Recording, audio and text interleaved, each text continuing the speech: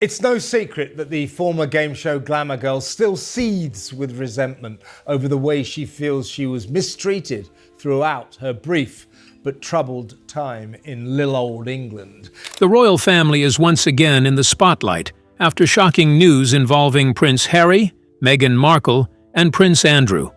Over recent weeks, tensions have erupted over a custody dispute, sending shockwaves through royal watchers everywhere. For days, Harry stayed mostly silent as questions and speculation grew. Now, he has finally spoken out, pointing fingers at Meghan and Andrew during one of the most tense moments of the ongoing family saga. His statements are sharp, showing the depth of the conflict. What did Harry say? And how has this intensified the custody battle? Join us as we take a closer look at his explosive remarks. Custody struggle between Harry and Meghan. The tension between Harry, Meghan, and Andrew can be traced to one key issue: the claim that Meghan may not have been fully honest about how much she knew about the royal family before she met Harry. So what secret has she been hiding? Curious to find out? Keep watching to end of this video to get the full gist. In recent interviews, Harry shared a story about Meghan's early days around his family. He said that when she first met Prince Andrew, she did not recognize him. According to the story, she even thought he worked as part of the household staff. It was presented as a simple mistake, proof that Meghan did not grow up studying the monarchy or paying close attention to royal figures. At first, some people found the story funny or harmless, but others were not convinced. Questions began to surface when people remembered something else. Meghan was said to have already known Princess Eugenie before her relationship with Harry became public. In fact, reports described them as friendly long before Harry officially introduced Meghan to the family. Since Eugenie is Prince Andrew's daughter, critics began asking a basic question. If Meghan knew Eugenie well, how could she fail to recognize her father? That detail has kept rumors alive. Adding to this matter is another rumor that has circulated online for years. It is often referred to as the yacht girl story. According to news, Meghan allegedly spent time on luxury yachts during her acting years, attending exclusive parties with wealthy and powerful figures. Some versions of the rumor even suggest that Prince Andrew may have been present at one of those gatherings. The issue gained more attention because of Andrew's damaged public image. In recent years, he has faced serious controversies that have affected his role within the royal family. Because of that, any suggestion of past links or hidden connections draws even more public interest. For critics, the yacht story is used to argue that she may have moved in elite circles long before meeting Harry. They suggest this could explain how she might have recognized certain royal figures, despite claims of unfamiliarity. Supporters strongly reject this narrative. They argue that the yacht rumor is nothing more than online speculation designed to damage her image. And here comes the shocker. While supporters and critics continue to battle online over rumors and past connections, insiders suggest the person feeling the deepest strain is Prince Harry himself. Those close to him say he is frustrated, not just by speculation, but by the way it continues to impact his family's peace. For Harry, this is no longer about headlines. It is about control, about stability, about the future he is trying to build far away from palace walls. Sources say that because of these reports, disagreements over parenting choices, schooling decisions, and long-term plans have begun to create tension. Any major change involving the children, especially education or relocation, would naturally require discussion and agreement. When communication breaks down, even small decisions can become major flashpoints. Observers began noticing signs of strain earlier this year, when reports surfaced of private disagreements which caused Meghan to observers began noticing signs of strain earlier this year, which seemed to reach a turning point on January 31st. On that day, Meghan Markle reportedly made the sudden decision to withdraw both children from their private schools in Santa Barbara. The move was done quietly, with no prior notice given to the schools and no explanation submitted to the assigned court mediator. Critically, there was also no communication sent to the UK liaison team responsible for overseeing the children's education and welfare under existing agreements. Within hours, a school administrator reportedly flagged the unexplained withdrawal as an urgent concern. At that time, neither Archie nor Lilibet had been enrolled in a new school for the spring term. No academic records were forwarded, and no plan for future schooling had been disclosed publicly. The sudden nature of this action fueled speculation about the reasons behind it. Royal commentators describe this as less of a constitutional power struggle and more of a personal one, a clash of priorities. One side focused on independence and privacy. The other is deeply conscious of heritage, legacy, and long-term security. Some insiders suggest Harry feels caught in the middle of this disagreement because his own views appear to be shifting. After years of raising their children, Archie and Lilibet, in the United States, recent reports say Harry has been more open to the idea of giving them part of their education in the UK. He sees British schools and the extended royal family network as something beneficial for their growth and identity. According to sources, Harry's change of heart did not come out of nowhere. During a recent visit to Britain, Harry reportedly discussed the idea of spending more time there, and even hinted at more permanent plans for schooling and family connection. That visit, Andrew's stripped honors and the Royal Lodge story. On December 1st, Andrew Mountbatten Windsor officially lost his membership in the prestigious Order of the Garter. The honor now stands as a stark reminder of the prince's turbulent position, a move formally recorded in the Gazette, once a symbol of privilege and status within the royal family. For decades, Andrew called Royal Lodge his home. Nestled within Windsor Great Park, this sprawling 30-bedroom mansion with its formal gardens and historic interiors, from an upfront payment that seemed generous to a residence now described as dilapidated, from honors once celebrated to those officially stripped, how should royal privileges be maintained in a modern era where public accountability is paramount? What does it mean when a residence, once a mark of status and stability, becomes a focal point of scrutiny? Royal Lodge stands at the center of these questions. Prince Harry, once vocal in defending every word of the interview, has not issued a single statement. While Meghan and Harry's narrative crumbles, something remarkable is happening within the walls of Buckingham Palace and Kensington Palace. A quiet, methodical reconstruction of truth. I have sat with presidents, survivors, heroes, and tyrants, but never before have I felt so deeply used, and I allowed it. She concluded with a direct address to the woman most personally affected by the interview's accusations. To Princess Catherine, I failed you. A dedicated mental health counselor was assigned to Kensington Palace staff in October 2019, specifically to provide confidential support to any family member who requested it, with Meghan being personally informed of this resource by her private secretary. Those who questioned the narrative from the beginning, often dismissed as racist, misogynistic, or simply bitter royalists, are experiencing a form of vindication that reads, "Lock in the Oprah, set, tight frame, warm lighting, big lens. We want tears at 45 minutes in." Another email thread discusses continuity of wardrobe between the Oprah interview and future Netflix shoots.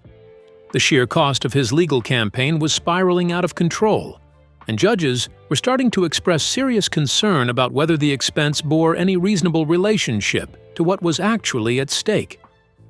MGN was ordered to pay Harry €140,600 in damages, a substantial sum that represented only part of his claims but carried enormous symbolic weight. But the real victory was the public vindication. In the dilapidated state of Royal Lodge, with its dampness, peeling paint, and structural problems, was yet another embarrassment for a man who had once enjoyed unlimited access to royal resources, while continuing to vigorously deny all allegations against him. Explained Dr. Miranda Rothschild, a professor of media ethics at Columbia University. The Meghan-Oprah situation has exposed the danger of that approach. Empathy cannot replace evidence. The answer to that question might be the most uncomfortable truth of all. Because in the end, this story isn't really about royalty, Hollywood, or even Oprah Winfrey. It's about us. He added that ANL's claims went far beyond attacking witness credibility. They were explicitly seeking findings of calculated attempts to mislead the court. Justice Nicklin, who had already shown impatience with both sides during preliminary hearings, each consuming enormous resources and emotional energy, would eventually create problems even Harry's determination couldn't overcome. The judge found that 15 of the 33 articles Harry complained about involved phone hacking or other unlawful information gathering. They cannot be introduced by assertion in opening written submissions and are not simply commentary on pleaded issues. Requiring fact-checkers to verify claims independently rather than relying solely on the subject's provided documentation. These changes won't undo the damage already done. It documented her presence at exclusive gatherings where a single night costs more than most people earn in a year. It showed her circulating through the closed, invitation-only circles of Gulf elites and Middle Eastern power brokers, but resonant with the clarity of someone who had wrestled with betrayal and emerged resolute. "I was given emotion instead of evidence," she wrote. "I was offered charisma in place of character. The interview that made them global symbols of rebellion has now become the very thing that undid them." Oprah's confession is more than an apology. It's a reckoning, a reminder that even the most compelling stories deserve scrutiny, that grace, as Princess Catherine suggested, truly does speak louder than grievance. But internal documents tell a different story. Leaked Archwell staff memos reveal a level of strategic planning that contradicts any notion of spontaneity. One Slack message dated February 24, 2021, just days before the interview aired. They would spend approximately 18 to 19 million euros. ANL's costs would be similar, around 18 to 19 million euros on their side. Palace protocol reportedly requires Harry to issue a formal apology through the Lord Chamberlain's office before any meeting can be considered. Cross-reference documents that paint a very different picture from the one Meghan presented to Oprah and the world. The question now is, why did the palace wait so long to reveal this information? And would they have ever released it if Oprah hadn't reversed course? It undermines the legitimacy of the movement, noted former Canadian High Commissioner Paul Westcott. Unedited footage from the 2021 interview. Footage, she now says, Meghan's team contractually limited from being disclosed. If the foundation was false, everything built upon it becomes suspect. Leaders in New Zealand and Kenya have called for formal clarifications from Buckingham Palace to distinguish fact from fiction. Some are demanding Oprah release the full "The Media Empire Crumbles." Netflix, Spotify, Penguin Random House, each signed multi-million-dollar deals with Harry and Meghan in the aftermath of the Oprah interview, betting big on their star power and the authenticity of their story. Now, public relations firms once eager to align with the Archwell have begun rewriting contracts to include narrative accuracy clauses, a direct consequence of the Oprah fallout. Hollywood talent agencies have quietly labeled Meghan as high risk with high overhead, The Sussex brand, built on rebellion and authenticity, is now synonymous with deception and manipulation. Hulu canceled an in-development animated feature tied to Meghan's Pearl pitch. A senior executive at Netflix told Variety, "We built these deals on the foundation of victimhood, injustice, and truth. If the foundation was false, the brand collapses, and no one wants to be holding the rubble." Spotify, which severed ties with Meghan in 2023, issued a veiled statement on February 3rd through its CEO. "Truth isn't retroactive. When platforms are used for personal myth-making rather than storytelling, the audience feels betrayed." And it's not just streaming platforms. Those bets are crumbling. Netflix has halted post-production on Meghan Rising, a documentary series. Random House Audio suspended options for Meghan's children's audiobook project. The silence from Montecito. In the days following Oprah's bombshell confession, the silence from Montecito has been deafening. Prince Harry, once vocal in defending every word of the interview, has not issued a single statement. One Slack message dated February 24, 2021, just days before the interview aired, reads, "Lock in the Oprah, set, tight frame, warm lighting, big lens. We want tears at 45 minutes in." Meghan has responded only through unnamed sources in sympathetic outlets, claiming Oprah was pressured by the palace and that context is being ignored. But internal documents tell a different story. Leaked Archwell staff memos reveal a level of strategic planning that contradicts any notion of spontaneity. Palace protocol reportedly requires Harry to issue a formal apology through the Lord Chamberlain's office before any meeting can be considered. Prince William's stance remains firm.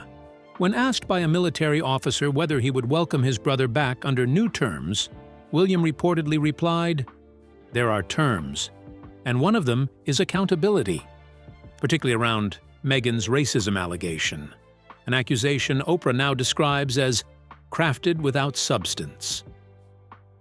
Buckingham insiders say Harry reached out to King Charles in January 2025 before the summit. But no direct conversation took place.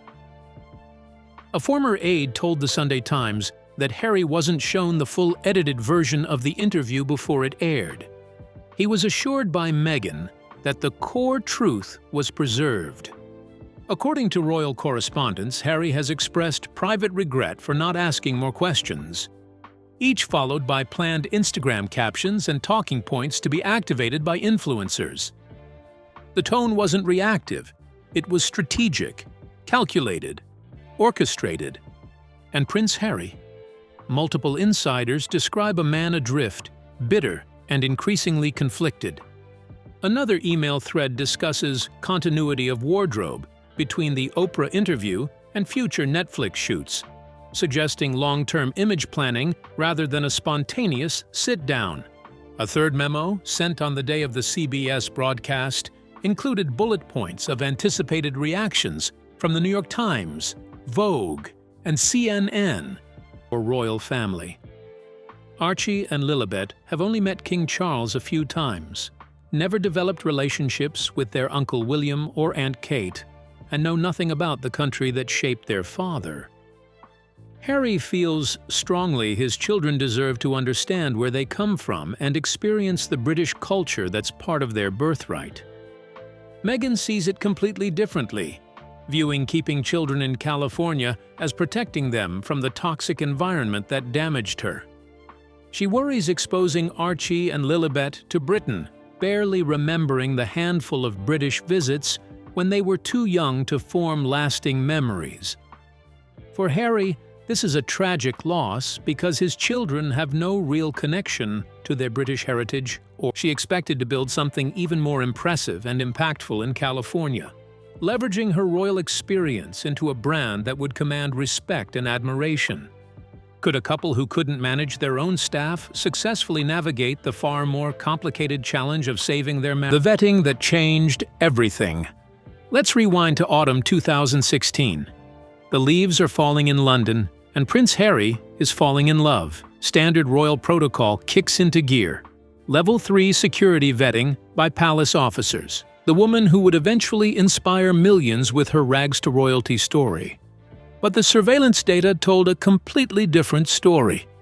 The intelligence report allegedly placed this was systematic cultivation. When you see the same person appearing repeatedly in the same elite circles over multiple years, despite having no apparent means to afford such a lifestyle, but deep within British intelligence services. Think about that for a moment. What could a cable television actress have in her background that would trigger intelligence community red flags? But with Meghan Markle, something different happened. Something that made alarm bells ring not just in the palace security office.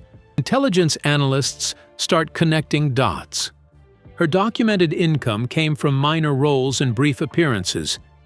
She held briefcases on game shows.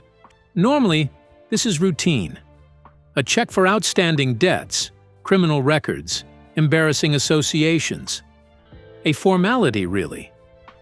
She played forgettable characters in forgettable episodes. This was her public narrative. The struggling artist, the underdog, would subject them to the same cruel scrutiny and racism she endured, questioning why she should voluntarily put her babies in harm's way. This fundamental disagreement about what's best for their children, she left behind the prestige and global platform that came with being the Duchess of Sussex, a position that gave her access to world leaders and the ability to shine a spotlight on causes she cared about.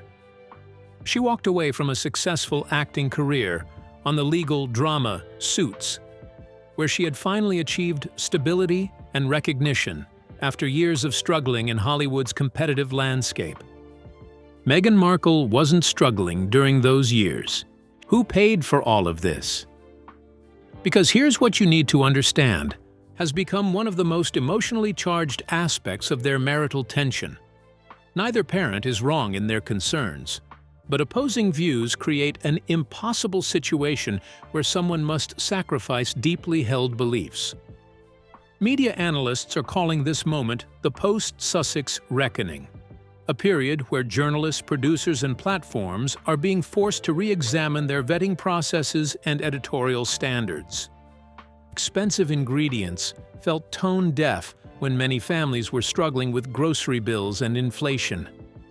The failure to achieve the celebrity status and cultural influence they sought in America has been particularly devastating for Meghan, who made enormous sacrifices to pursue this dream. Her Netflix cooking show, titled With Love, Meghan, premiered to harsh reviews that accused her of being out of touch with everyday people's concerns during difficult economic times. Critics pointed out that watching a wealthy duchess in a beautiful mansion demonstrate recipes using it, they would spend approximately 18 to 19 million euros. ANL's costs would be similar, around 18 to 19 million euros on their side. The brand's rollout was plagued by confusion about its actual offerings and purpose, with critics noting that the luxury lifestyle market is already saturated with established names that have spent years building credibility and expertise. Sources say this conflict over Archie and Lilibet's upbringing has led to increasingly frequent arguments, with both feeling the other doesn't understand or respect what they're trying to protect. While the couple struggles privately over their children's future, their public image has taken hit after hit as professional ventures, with many viewers questioning why anyone would care about an elite sport that feels disconnected from the lives of ordinary people. Meghan's attempts to launch a lifestyle brand called American Riviera Orchard have encountered repeated obstacles and skepticism from both industry insiders and potential customers. Failed to capture mainstream attention or generate significant buzz. His Polo series, released in late 2024, was met with such indifference that it barely registered in the cultural conversation. The decision represented a stunning rebuke to both legal teams, particularly to Harry's side, which had driven much of the case's complexity. The judges were essentially saying, When he testified in June 2023, Harry became the first senior royal to give evidence in court in over 130 years that would make them indispensable to the platform. The couple's docu-series about their own lives attracted curiosity-driven viewers initially, but was criticized for being self-serving rather than revelatory. Harry's Heart of Invictus documentary, while well-intentioned in its focus on wounded veterans, suggesting Harry and Meghan had taken massive payments while delivering minimal content that failed to justify the investment. Their Netflix productions have fared only slightly better, generating headlines, but struggling to achieve the cultural impact or viewership numbers when legal costs became a courtroom scandal. Combined, the two sides were projecting nearly €40 million in legal expenses to litigate claims that Justice Nicklin described as, by early 2025, a new problem was emerging in Harry's legal battles, one that would generate headlines almost as dramatic as the cases themselves. The sheer cost of his legal campaign was spiraling out of control. Really, rather simple. And judges were starting to express serious concern about whether the expense bore any reasonable relationship to what was actually at stake. They would spend approximately 18 to 19 million euros. ANL's costs would be similar, around 18 to 19 million euros on their side. Both sides had submitted their projected legal costs for taking the case to trial. The numbers were staggering. Harry's legal team estimated, combined, the two sides were projecting nearly 40 million euros in legal expenses to litigate claims that Justice Nicklin described as, between 2008 and 2012, Meghan publicly described herself as a struggling actress, and former Liberal Democrat MP Sir Simon Hughes were suing ANL over allegations of unlawful information gathering spanning nearly 2 decades. But for Harry, there was never really a choice. He understood the cost and accepted it as the price of confronting systems he felt had wronged him. What he does next, however, is something few saw coming, and it will leave you stunned. I have sat with presidents, survivors, heroes, and tyrants, but never before have I felt so deeply used, and I allowed it. She concluded with a direct address to the woman most personally affected by the interview's accusations: speculation. Ultimately, if Archie is indeed facing concentration challenges, the couple's response will be crucial. Consistency, reassurance, and unified parenting decisions can make a powerful difference. Children are resilient, especially when they feel supported by both parents. But prolonged uncertainty can slowly chip away at that sense of security. As the public watches the unfolding dynamics between Harry and Meghan, the most significant story may not be about royal titles or relocation plans. Exceptionally serious allegations against some members of Harry's legal team, specifically accusations of dishonesty, fraud. ANL's legal team made what were described as unprofessional misconduct related to how witnesses had been recruited and compensated. Her documented income came from minor roles and brief appearances. She held briefcases on game shows. She played forgettable characters in forgettable episodes. This was her public narrative: the struggling artist, the underdog. It may be about how two parents navigate strain while protecting the emotional and educational well-being of their children, ensuring that temporary tension does not leave lasting marks. Do you think the growing custody battle and the visible strain on Harry and Meghan's marriage could truly signal a turning point for the Sussex family? Share your thoughts in the comments below. Don't forget to like this video and subscribe to the channel for more in-depth royal updates and breaking developments. And make sure you click on the next video appearing on your screen. You definitely won't want to miss what we uncover next.